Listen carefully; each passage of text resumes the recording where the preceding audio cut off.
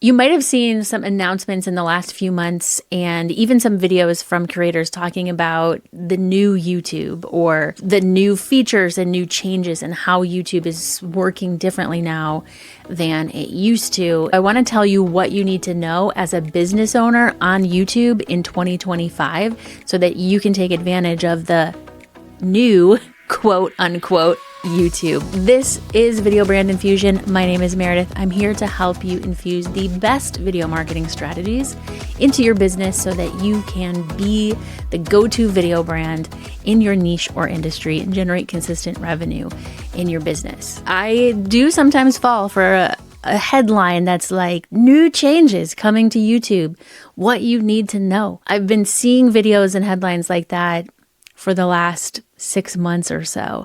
Now that we're a couple of months into 2025, though, I want to look back and see what exactly did we see change, what features have come about, what is actually working, and does it actually mean anything at all? Because obviously, if you're putting your time and effort into YouTube, you want to get the most out of it. Right? You want to reach as many people as you can. You want your audience to grow.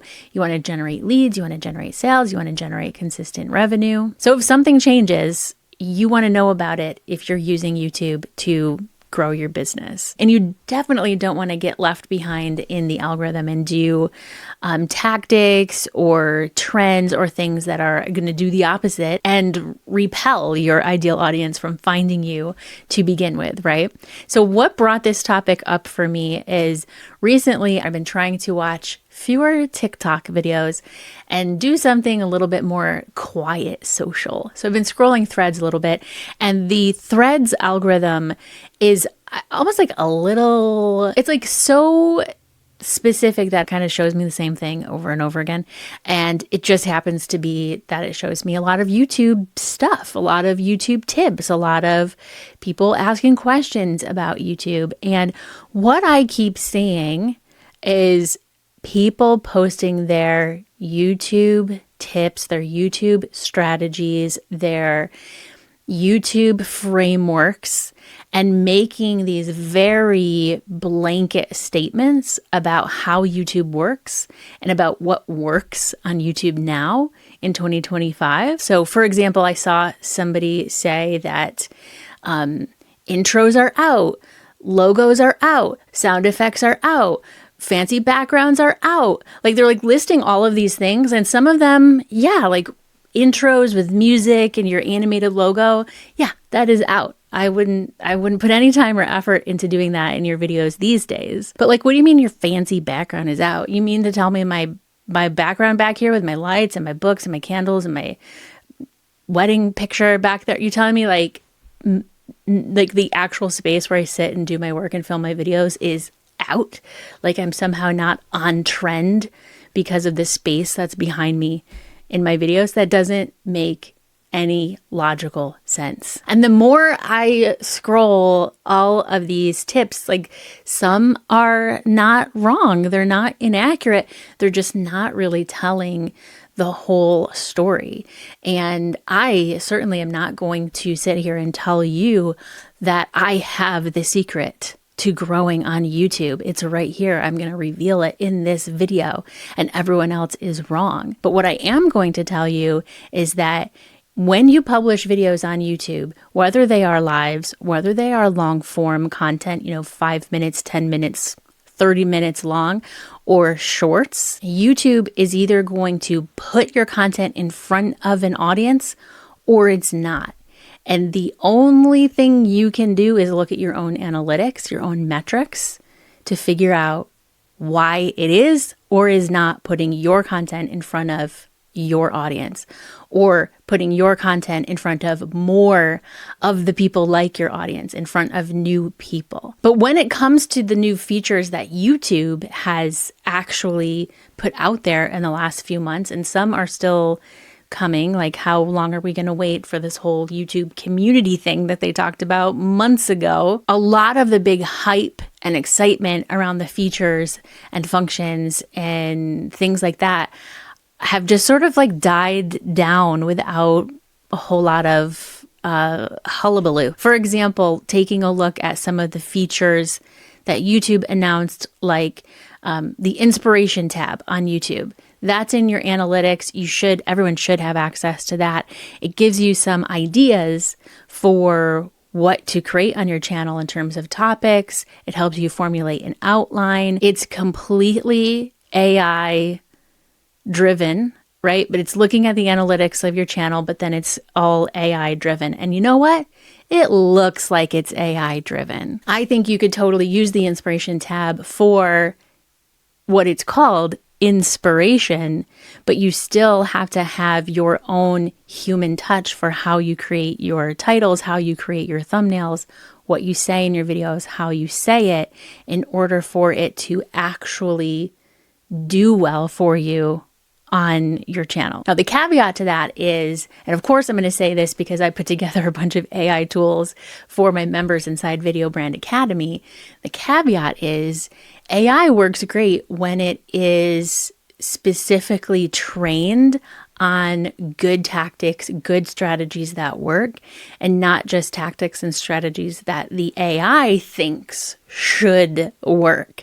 We're talking about strategies that are proven to work. So that's how I trained my AI tools, my SEO optimization tools and Brainstorm Breakthrough, and my YouTube script hook generator. Like, I trained those based on proven strategies that work for me, that have worked for my clients, not just relying on the AI to pull something out of thin air. YouTube also announced a communities function where the posts tab, so it used to be called your community tab on your channel, is now called your posts tab. So it changed that, but they said it would function a little bit more like a Facebook group where other people could post in your communities tab, and that hasn't quite happened yet.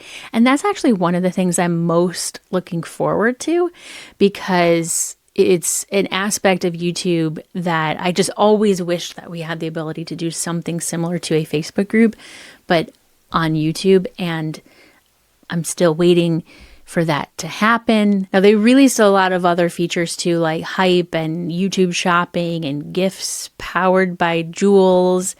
And I guess they either have or they're going to redo how your channel shows up on a big screen, like on a TV, which is really interesting because viewership on televisions for YouTube has continued to increase over time, which is just wild to me. If you watch my videos on a television, please let me know in the comments, because to me that is like totally bonkers. YouTube did recently announce that YouTube is actually the platform where podcasts are listened to the most, above Spotify and Apple, which also blows my mind. And when we think about YouTube in 2025, the new YouTube, what I think is happening is it's not really new, it's just evolving. I think YouTube wants to be essentially an all-in-one platform for creators who are creating content and for consumers who are consuming content. And when it comes to using YouTube to build your business, using YouTube to build your audience, to generate leads, to generate consistent revenue in your business, that's the best news ever. Like, that is the ultimate thing that we could hope for those of us who are investing our time and energy and our content and our creativity into this platform, to see that it is growing, and to see that even in a world of TikTok and Instagram and Facebook and LinkedIn and everything else that's going on out there and whatever comes next, even in this world of high competition for our attention, YouTube is continuing to gain more and more of a share of that attention. Now, don't let all of these new features and functions and all of this good news sway you from the fact that what's happening inside of your analytics is the best crystal ball, the best way to read the algorithm for what is working or not working for your channel. Something you see on Threads, even this very video that you're watching right now, isn't going to have any kind of secret answer or secret solution or really any information that isn't already out there. Because the way that you grow your audience on YouTube, the way you find success on YouTube is by publishing content and then looking at your own analytics to figure out, what do I need to tweak? What do I need to fix with your very next video? So I like to think of the way that YouTube works, the way the algorithm works is, instead of thinking, what do I need to do? Or what do I need to, what tactic do I need to use to grow faster? I like to think about, when you publish a video, what's preventing the algorithm from getting more people in front of your content? What's preventing your video from reaching more of the right audience? It's like you're sending this video out there, and if it doesn't get as many views, or it doesn't bring in subscribers, or it doesn't get comments or likes, or whatever you're expecting to have happen, the question is not, what tactics should I have tried? It's, what is holding it back? You sent it out there. What's holding it back? Is it the topic? Is it the title? Is it the thumbnail? Is it the delivery? Is it the length? It could be any of those things. It could be a combination of those things. But if you're grabbing at tactics and trying everything, then you're never going to know what contributed to your growth or not.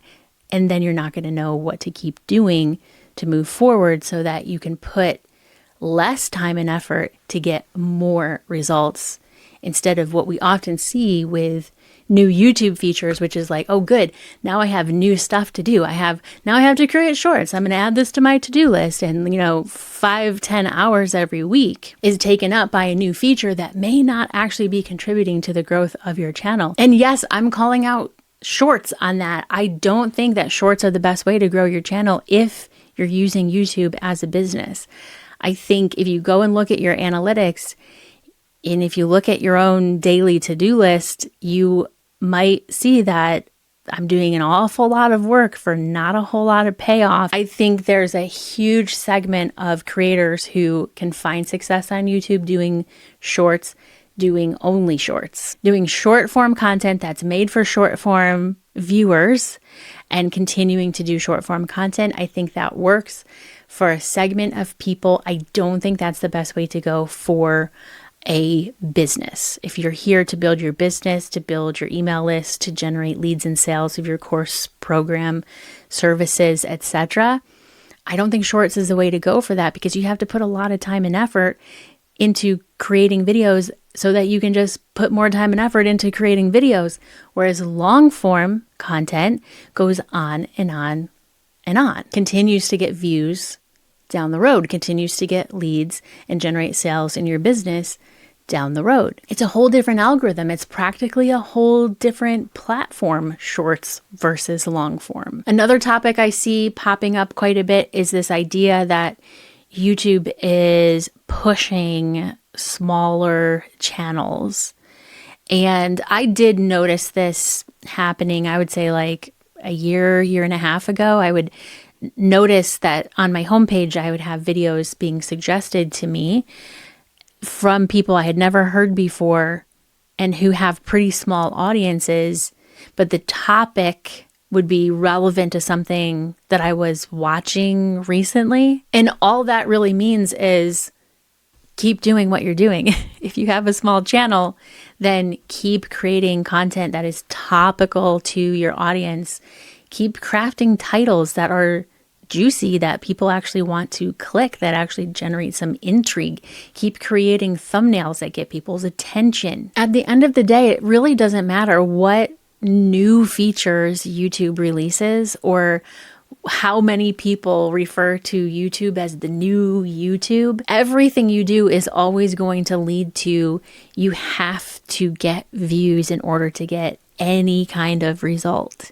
In order to get subscribers, in order to get leads in your business, sales in your business, you have to get views. And if you're focusing any of your effort on YouTube features that aren't helping you get views, then you really should evaluate what exactly your strategy is. Now, there are a couple of tools you might want to look at, especially as a business owner. Like I said, some of them are like Okay, that's cool, that's great, but that's not for me. Some that you might want to look at as a business owner if you do sense that you have an audience that speak other languages. There's this automatic dubbing feature that YouTube has, and they also have their thumbnail test and compare tool, which I've used a couple of times, and I really recommend that you do this because thumbnails are sometimes the hardest part of creating a YouTube video. Thumbnails are a little bit art and a little bit science, and not everyone has both the creativity and the science gene, like, and able to mix them together. So you can create up to 3 different thumbnails and publish them alongside your video and let YouTube figure out which one is best, which one is actually going to get your videos in front of more and more people. Lastly, even though it was like a couple of years ago that YouTube added podcasts as a feature, they haven't really done a whole lot since then. It's kind of like, here it is, it's podcasting, good, go for it, put your podcast on YouTube.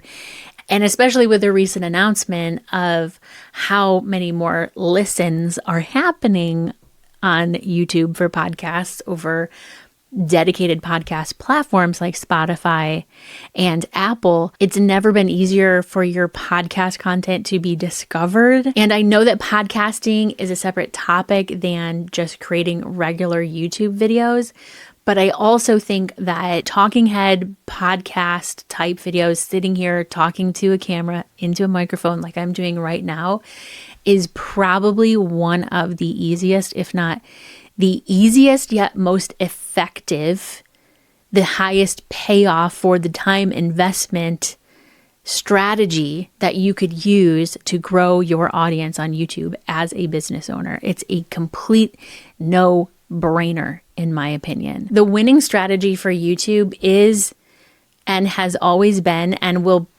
probably continue to be, get views on your content, get people to stay watching your content, which is why long form content, long form videos, 5, 10, 15, 20 minutes plus, podcast content is a really smart way to invest in content creation for your business to grow your audience and generate consistent revenue. And if you want to stay up to date on what is working on YouTube, what are the trends so that you can apply them to your channel and be the go-to person in your niche, we have discussions like that every month and really honestly every day inside of Video Brand Academy. So if you're not yet inside Video Brand Academy, I officially invite you to join me there. I'll put a link down below this video so that you can be on the priority list for the next intake. And in the meantime, keep doing what you're doing, focus on what's working, and don't start Frankensteining your strategy by trying every new feature and tactic that you see on social media.